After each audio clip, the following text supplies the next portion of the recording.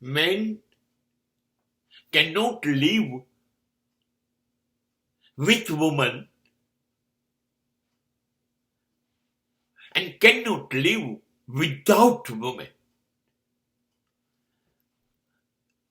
It is a very critical situation.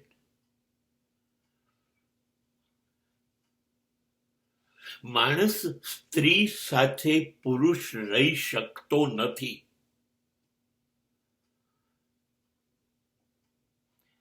એ બધા જ પુરુષો રહ્યા પછી કે છે, અને સ્ત્રી વગર પણ રહી શકતો નથી. એક મેરેજ બ્યુરોના આંકડા પ્રસારિત થયા હતા. એમાં એવું કહ્યું હતું કે વિશ્વમાં પુરુષોના 98% પુરુષો પરણે છે, 2% નથી પરણતા. એ કાં તો શક્તિમાન નથી, કોઈ રોગથી પીડાય છે, કોઈ પાગલ છે, અને કાં તો કોઈ અત્યંત તેજસ્વી છે. આ 2% જ નથી પરણતા, બાકીના બધા પરણે છે. અને પછી નથી જોડે રહી શકતા કે નથી તેના વગર રહી શકતા, એટલા આધારિત છીએ. પછી આદત પડી જાય છે. હા, but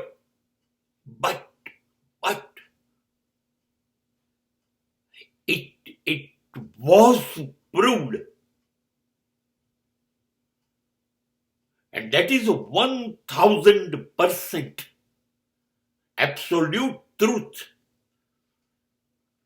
A man who lived without woman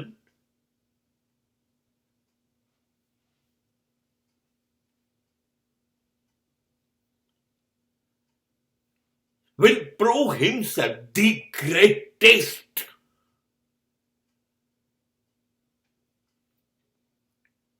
Vivekanand, Shankaracharya રહ્યા સ્ત્રી વગર?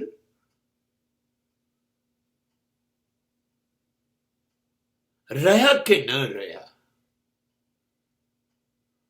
હિન્દુ ધર્મનો આદ્ય સ્થાપક રહ્યા કે ન રહ્યા? ગૌતમ અને મહાવીર, મહાવીરને વર્ધમાન, વર્ધમાનમાંથી મહાવીર અને ગૌતમમાંથી બુદ્ધ એ પત્ની સ્ત્રી ને છોડ્યા પછી બન્યા. ત્યાં સુધી વર્ધમાન અને ગૌતમ હતા.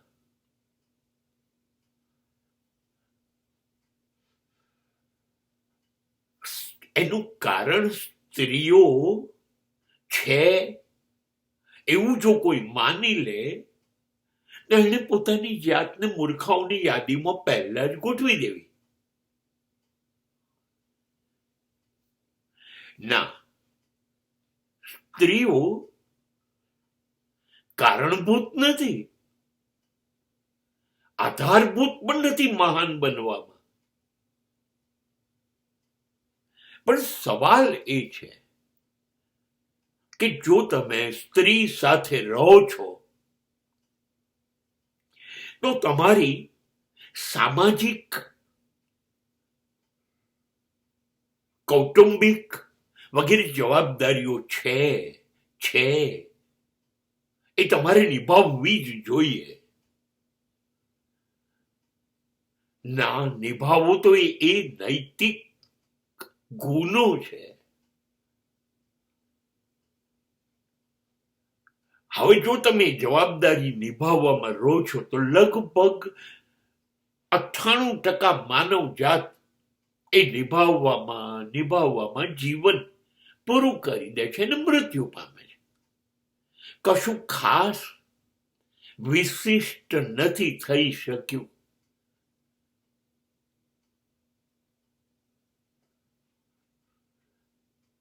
એ નિભાવવામાં.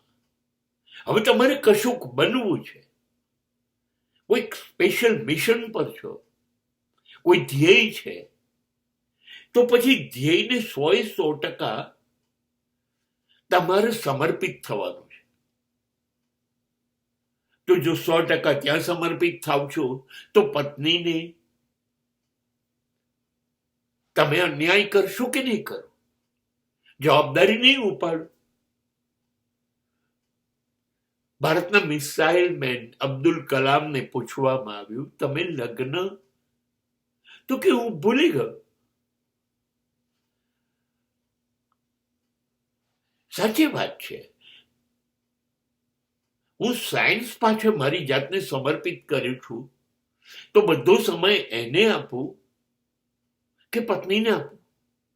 એટલે મેં નક્કી કર્યું કે પત્ની નથી જોઈતી. મારું રાષ્ટ્રની આઝાદી પહેલી, હું સમર્પિત છું. તો ભગતસિંહે લગ્ન ન કર્યું,